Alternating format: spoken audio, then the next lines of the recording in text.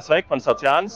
Es pārstāvu uzņēmumu Defibrillātoru Baltics, un pie Grifela jūs varat iegādāties šādu defibrillātorus, kuri būs obligāti no 2026. gada jābūt publiskās vietās. Iesakam tos uzstādīt laicīgi, jo no 2026. gada tam jau ir jābūt uzstādītam. Defibrillators ir iekārta, kas palīdz cietušā glābšanai līdz neatliekamās medicīniskās palīdzības atbraukšanai. Ja iekārta veids nepieciešamās darbības un palīdz glābējiem izmērīt sirdsdarbību, kā arī nepieciešams gadījumā veiks elektrisko izlādi, lai iesistu sirdi atpakaļ pareizajā ritmā.